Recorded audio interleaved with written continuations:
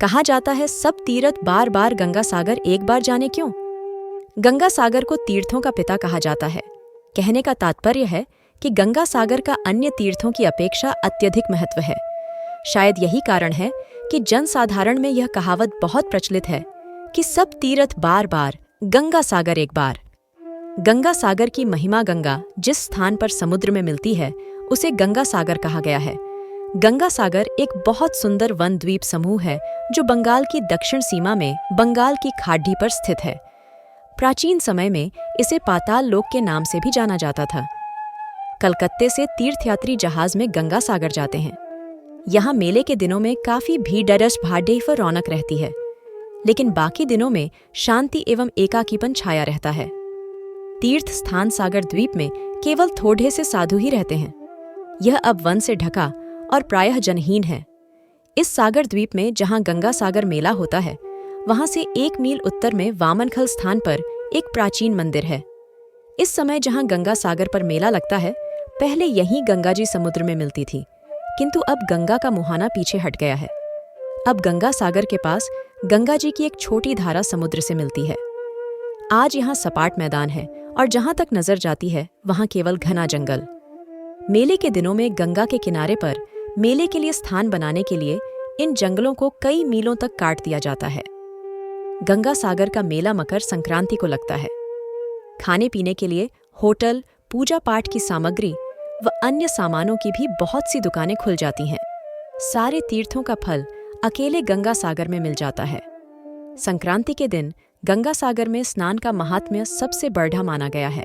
प्रातः और दोपहर स्नान और मुंडन कर्म होता है। यहाँ पर लोग श्राद्ध व पिंडदान भी करते हैं। कपिल मुनि के मंदिर में जाकर दर्शन करते हैं। इसके बाद लोग लौटते हैं और 5वें दिन मेला समाप्त हो जाता है। गंगा सागर से कुछ दूरी पर कपिल ऋषि का सन 1973 में बनाया गया नया मंदिर है, जिसमें बीच में कपिल ऋषि की मूर्ति है। उस मूर्ति के एक तरफ राजा भगीरथ को गोद में लिए हुए गंगा जी की मूर्ति है तथा दूसरी तरफ राजा सगर तथा हनुमान जी की मूर्ति है। इसके अलावा यहाँ सांख्य योग के आचार्य कपिलानंद जी का आश्रम, महादेव मंदिर, योगेंद्र मठ, शिव शक्ति महानिर्वाण आश्रम और भारत सेवाश्रम संघ का विशाल मंदिर भी है। गंगा सागर सभी तीर्थों के राजा की पौराणिक कथा। रामायण में एक कथा मिलती है जिसके अनुसार कपिल मुनि किसी अन्य स्थान पर तपस्या कर रहे थे। ऐसे ही समय में अयोध्या के सूर्यवंशी राजा सगर एक अश्वमेध यज्ञ का अनुष्ठान करने लगे। उनके अश्वमेध यज्ञ से डरकर इंद्र ने राक्षस रूप धारण कर यज्ञ के अश्व को चुरा लिया और पाताल लोक में ले जाकर कपिल के आश्रम में बांध दिया। राजा सगर की 2 पत्नियां थीं, केशिनी और सुमति। केशिनी के गर्भ से असमंजस पैदा हुआ और सुमति के गर्भ से 60,000 पुत्र। असमंजस बढ़ा ही उद्दत प्रकृति का था।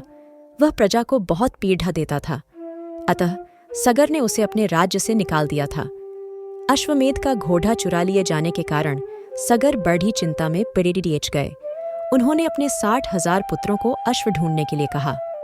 60,000 पुत्र अश्व ढूंढते ढूंढते ढूंढते पाताल लोक में पहुंच गए। वहां उन लोगों ने कपिल मुनि के आश्रम में यज्ञीय अश्व को बंधा देखा। उन लोगों ने मुनि कपिल को ही चोर समझकर उनका काफी अपमान कर दिया। अपमानित होकर ऋषि कपिल ने सभी को शाप दिया, तुम लोग भस्म हो जाओ। शाप मिलते ही सभी भस्म हो गए। पुत्रों के आने में विलंब देखकर राजा सगर ने अपने पौत्र अंशुमान, जो असमंजस का पुत्र था, को पता लगाने के लिए भेजा।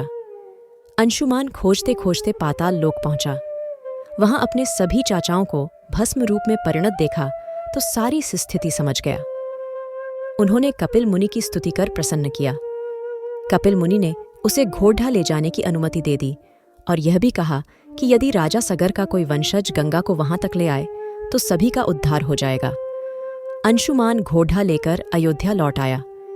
यज्ञ समाप्त करने के बाद राजा सगर ने 30,000 वर्षों तक राज्य किया और अंत में अंशुमान को राजगद्दी देकर स्वर्ग सिद्धार गए। अंशुमान ने गंगा को पृथ्वी पर लाने का काफी प्रयत्न किया, लेकिन सफल नहीं हो पाया। अंशुमान के पुत्र दिलीप ने दीर्घकाल तक तपस्या की, लेकिन वह भी सफल नहीं हो पाया। दिलीप के पुत्र भगीरथ ने घोर तपस्या की। गंगा ने आश्वासन दिया कि मैं जरूर पृथ्वी पर आऊंगी, लेकिन जिस समय मैं स्वर्गलोक से पृथ्वी पर आऊंगी, उस समय मेरे प्रवाह को रोकने के लिए कोई उपस्थित होना चाहिए। गंगा के अवतरण की कथा। भगीरथ ने इसके लिए भगवान शिव को प्रसन्न किया। भगवान शिव ने गंगा को अपनी जटा में धारण कर लिया। भगीरथ ने उन्हें पुनः प्रसन्न किया तो शिवजी ने गंगा को छोड़ देश दिया। गंगा शिवजी के मस्तक से 7 स्रोतों में भूमि पर उतरी। ह्रानिदी, पावनी और नलिनी नामक 3 प्रवाह पूर्व की ओर चल गए। वडक्ष, सीता तथा सिंधु नामक 3 प्रवाह पश्चिम की ओर चले गए और अंतिम एक प्रवाह भगीरथ के बताए हुए मार्ग से चलने लगा। भगीरथ पैदल गंगा के साथ नहीं चल सकते थे, अतः उन्हें एक रथ दिया गया। भगीरथ गंगा को लेकर उसी जगह आए जहां उनके प्रपितामह आदि भस्म हुए थे। गंगा सबका उद्धार करती हुई सागर में मिल गई। भगीरथ द्वारा लाए जाने के कारण गंगा का एक नाम भागीरथी भी पड़ रहा। जहां भगीरथ के पितरों का उद्धार हुआ, वही स्थान सागर द्वीप या गंगा सागर कहलाता है। गंगा सागर से कुछ दूरी पर कपिल ऋषि का सन 1973 में बनाया गया नया मंदिर है, जिसमें बीच में कपिल ऋषि की मूर्ति है। उस मूर्ति के एक तरफ राजा भगीरथ को गोद में लिए हुए गंगा जी की मूर्ति है तथा दूसरी तरफ राजा सगर तथा हनुमान जी की मूर्ति है। दोस्तों, ऐसी आध्यात्मिक जानकारी सुनने के लिए हमारी वीडियो को लाइक करें और चैनल को सब्सक्राइब करें।